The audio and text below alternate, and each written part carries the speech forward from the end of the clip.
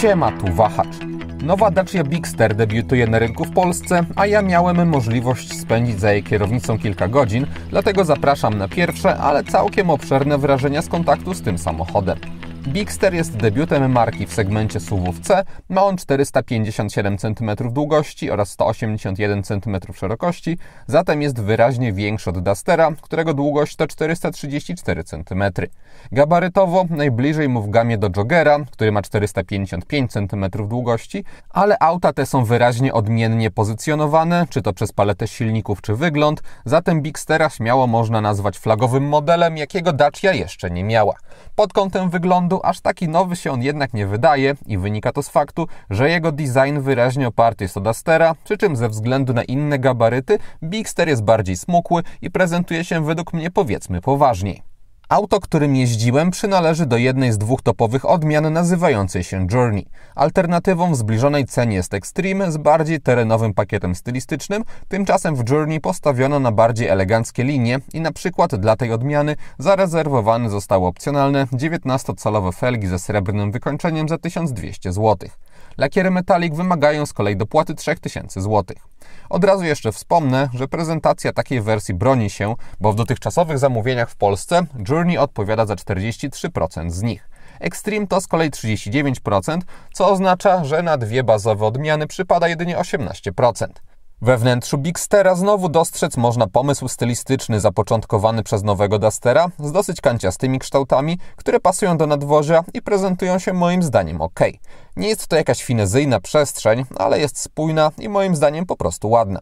Pod kątem jakości dostaje się w Bigsterze wszędzie twarde plastiki i to może trochę rozczarowywać, już nawet nie ze względu na fakt, że nie ma nic miękkiego, bo faktura tych twardych jest akceptowalna, ale dlatego, że w Journey nie ma żadnego urozmaicenia kolorystycznego czy jakichś materiałowych wstawek. Jedynie przed pasażerem dostaje się coś innego, ale jest to jednak mała różnica. Za to kabina wypada wzorowo pod kątem spasowania, przy czym auta, które były do testów, były praktycznie nowe. Pod kątem sposobu obsługi prezentowana Dacia zasługuje na ocenę bardzo dobrą. Chociażby panel klimatyzacji jest tutaj oparty o w pełni fizyczne elementy sterujące, wskazania wyświetlają się w przeciwieństwie do starszych Daci na ekranie, ale wszystko co istotne dostraja się wygodnymi przełącznikami. Klimatyzacja po raz pierwszy w historii marki może być też dwustrefowa. Ekran systemu inforozrywki jest z kolei taki sam jak w Dusterze czy po liftingowym Springu i ma 10 cali i naprawdę dobrą jakość z wysoką rozdzielczością i żywymi kolorami. Na ekranie domowym można w łatwy sposób dostrajać widgety, niestety bez możliwości wyświetlenia na widoku łączonym mapy z fabrycznej nawigacji dostępnej w dwóch topowych odmianach, za którą swoją drogą odpowiada oprogramowanie HERE. Przełączanie się pomiędzy modułami jest jednak proste, dzięki panelowi z lewej strony. Sam system też szybko działa i ma przejrzysty interfejs bez żadnych udziwnień. Mamy w nim bezprzewodową integrację z Android Auto i Apple CarPlay, a różne ustawienia są logicznie zaprojektowane i całościowo jest to bardzo wygodne i dopracowane rozwiązanie, które w niejednym droższym aucie by się odnalazło i co istotne ten sam system z ekranem, a jedynie bez fabrycznej nawigacji występuje zawsze w standardzie. Mamy też tutaj możliwość wybierania spersonalizowanych ustawień związanych z asystentami bezpieczeństwa, dzięki czemu można wybrać systemy, które chcemy dezaktywować i aby to zrobić wystarczy nacisnąć przycisk przy lewych drzwiach. Asystent prędkości ISA jest w Bigsterze bardzo zawodny, więc dobrze, że można go łatwo wyłączyć. Na kierownicy mamy rozmieszczenie przycisków znane nie tylko z Daci, ale i z trochę starszych modeli Renault i nie traktuję tego jako zarzut, ponieważ z lewej strony mamy sterowanie asystentami bezpieczeństwa, z prawej obsługuje się komputer na zegarach oraz telefon i przyciski są intuicyjnie rozmieszczone. Joysticka pod kierownicą do sterowania systemem audio trzeba się nauczyć, ale nie powinno trwać to zbyt długo, bo też jest wygodnie zaprojektowany. Elektroniczne zegary mają w podstawie 7 cali, a w Extreme i Journey 10 cali i w większych dostaje się dobre możliwości personalizacji, bo można zmieniać zawartość prawego obszaru, są tam wszystkie najważniejsze rzeczy związane z jazdą i nie tylko, ale można również modyfikować widoki i chociażby mamy tutaj integrację z mapami z Android Auto i jest to pozytywna cecha, która zdecydowanie nie jest standardem rynkowym.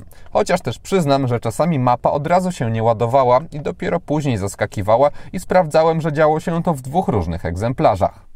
Całościowo zatem w Bigsterze nie ma żadnego przekombinowania w sposobie obsługi i jest to duża zaleta tego modelu. Też jego multimedia są lepsze niż na przykład chińskich SUV-ów, też starających się przyciągnąć klientów niższą ceną. Pod kątem przestronności kabiny w bagażniku Bigstera hybrydowego lub z napędem 4x4 dostaje się do dyspozycji około 550 cm3, a z bazowym napędem 660 cm3 z regularnymi kształtami. Po bokach mamy haczyki do zawieszania jakichś toreb, a podłoga jest w testowanym modelu podwójna i wyższa warstwa posiada dwie niezależne sekcje. Pod nimi w egzemplarzu, który dostałem, znalazło się dojazdowe koło zapasowe, które nie było jakoś zakamuflowane i wyglądało to dziwnie, ale pod podłogą wariantu hybrydowego nie ma dodatkowej wolnej przestrzeni. W kufrze mamy także dźwignie, dzięki którym można łatwo składać oparcia tylnej kanapy. Uzyskać można w pokazywanej hybrydzie 1851 cm3 i wtedy podłoga jest z grubsza płaska, oparcia tylko lekko się unoszą, ale bez żadnego uskoku. Ciekawym pomysłem z tyłu Bigstera jest roleta, którą można rozsunąć i zablokować albo w 50% dystansu, albo w 100%. Na tylnej kanapie ilość miejsca jest ok, również nad głową i to pomimo obecności w testowanym egzemplarzu panoramicznego dachu. Jest to rozwiązanie debiutujące w Daci i w Extreme jest w standardzie, a w Journey za dopłatą 3700 zł. Egzemplarz, który prezentuję, jest generalnie wyposażony we wszystko, co Bigster ma do zaoferowania i z opcjami jak podgrzewanie kierownicy i foteli, czy kamery 360 stopni, przekłada się to na jego cenę wynoszącą 144 700 zł. Wspomnę jeszcze, że kamery pozwalają wciąż tylko na widok z jednej naraz i oferują kiepską jakość. Wracając do cennika, jest to już pokaźna kwota jak za Dacię, ale też nikt nie każe kupować tego modelu na zasadzie zaznacz wszystko, a Bigster już od bazowej odmiany kosztującej 99 900 zł wyposażony jest akceptowalnie. To znaczy w podstawie dostaje się pokazywany ekran środkowy w kabinie, kamerę cofania z czujnikami parkowania, tempomat, manualną klimatyzację czy podstawowe systemy bezpieczeństwa, a także silnik benzynowy 1.2 140 koni. Później mamy wersję Expression, gdzie za 7500 zł dochodzi automatyczna klimatyzacja, czujnik deszczu, dzielona tylna kanapa i kilka innych elementów i ta wersja już moim zdaniem jest rozsądna do kupna, bez późniejszego ewentualnego żałowania. Extreme od 116 100 zł wprowadza częściowo elementy dodające bardziej terenowego i powiedzmy outdoorowego klimatu, jak miedziane akcenty kolorystyczne czy inne dywaniki, ale też wyposażenie funkcjonalne w stylu dostępu bezkluczykowego czy indukcyjnej ładowarki. Z kolei testowane i porównywalne cenowo Journey wprowadza inne elementy, jak elektryczną klapę bagażnika, czy również elektryczną regulację fotela kierowcy, więc w przypadku Bigstera nie ma jednej wersji wyraźnie topowej. Fotelem niestety elektrycznie sterować można tylko dostrajając kąt pochylenia oparcia oraz wysokość. Przód-tył trzeba przesuwać go ręcznie i nie za bardzo rozumiem ten krok Daci. Ceny samochodów w wyraźnym stopniu różnicują też silniki. Testowana hybryda to najdroższa propozycja, ale jedyna występująca aktualnie z automatyczną skrzynią biegów. W ciągu 1-2 lat pojawić ma się wariant z benzyną 4x4 oraz automatem, a już w połowie tego 2025 roku będzie można składać zamówienie na odmianę bazowego aktualnie silnika 1.2 140 koni, wyposażonego w fabryczną instalację LPG i manualną skrzynię, co może być ciekawą propozycją dla osób poszukujących niższej ceny zakupu, a później taniej eksploatacji i ogromnego zasięgu zbiorników na dwa rodzaje paliwa. Diesla za to tutaj nie przewidziano. Jeśli ktoś jednak preferowałby w Bigsterze hybrydę, to decydując się na nią otrzyma przy okazji bardziej zabudowany i masywniejszy tunel środkowy, w którym schowek jest chłodzony. Nie można tym sterować, ale jest to ciekawy i zdecydowanie nieoczywisty jak na Dacię dodatek. Hybryda w Bigsterze oparta jest o nowy silnik, bo zamiast 1.6 z Dustera czy 1.2 z większych modeli Renault dostajemy tutaj układ z wolno ssącą benzyną o 4 cylindrach 1.8, a całość generuje 156 koni mechanicznych. Idea działania układu pozostała jednak po staremu, co oznacza, że wyróżnić można powiedzmy dwa stany działania. Pierwszym z nich jest tryb elektryczny i w nim nawet mocne przyspieszanie nie wybudza benzyny. Przez mocne rozumiem na przykład ruszanie od 0 do 40-50 km/h w całkiem dobrym tempie, albo już lżejsze, ale wciąż przyspieszanie od przykładowo 60 do 70 km/h i jak na zwykłą hybrydę wypada to solidnie.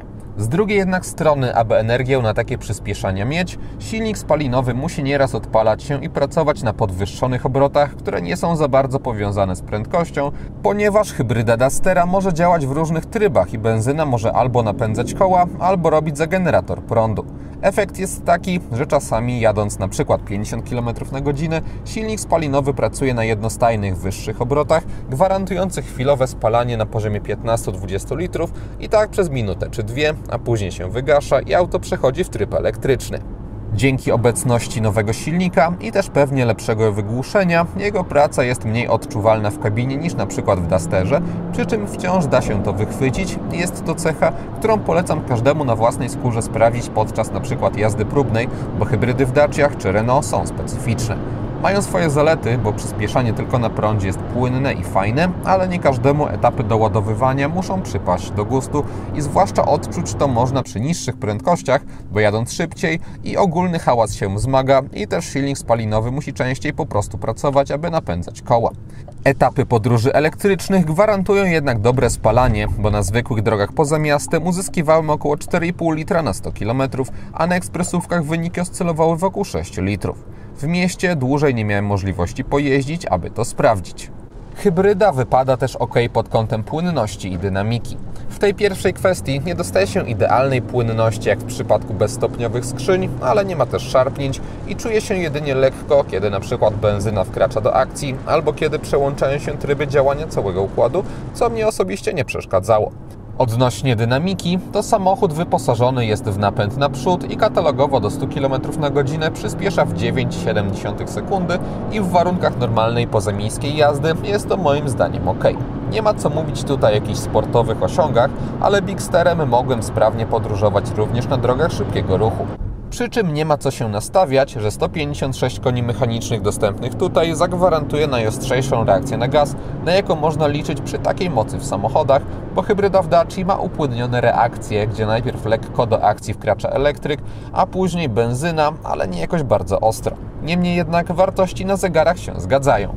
Brak sportowego charakteru Bigstera potwierdza też zestrojenie zawieszenia, które jest neutralne. Auto nie jakoś przesadnie przechyla się nawet w trochę ostrzej branych zakrętach, ale wciąż jest dosyć miękkie i nawet przy 19-calowych kołach zapewnia odpowiedni komfort.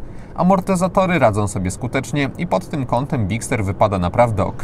Dacia od dawna radziła sobie według mnie dobrze w temacie zestrojenia zawieszenia i budżetowości od lat w nim nie czułem i w Bigsterze jeszcze zostało to poprawione. Pod kątem układu kierowniczego jest też neutralnie, ale dostaje się spory opór stawiany przez kierownicę przy wyższych prędkościach, brak jakichś mało przyjemnych opóźnień i przyzwoitą bezpośredniość i jest to moim zdaniem najdojrzalej prowadzący się model Daci. Podsumowując, Bigster to samochód, który zrobił na mnie takie wrażenie, jak myślałem. To znaczy nie jest to zbawiciel SUV w tej wielkości, przez którego wszystkie inne stracą sens, ale jeśli ktoś chce wydać na auto mające około 460 cm długości, trochę mniej i nie chce brać chińskich propozycji, to tutaj dostanie bardzo solidny samochód z prostą obsługą i dobrze jeżdżący, a także z rozsądną paletą silników. Testowana konfiguracja jest dosyć ekstremalna, ale dobierając poziom wyposażenia i jednostkę napędową pod swoje preferencje, można zejść z ceną, a powiedzmy rdzeń Bigstera wciąż zachowa swoje zalety. I to wszystko, co przygotowałem z pierwszych jazd tą Dacią. Dziękuję za uwagę i mam nadzieję, że jej test się podobał. Jeśli tak było, zachęcam do dania mu łapki w górę, będzie mi z tego powodu bardzo miło, a jeśli ktoś nie ma, to zapraszam również do subskrypcji kanału, ponieważ kolejne materiały na Wahacz TV pojawią się wkrótce. Na razie!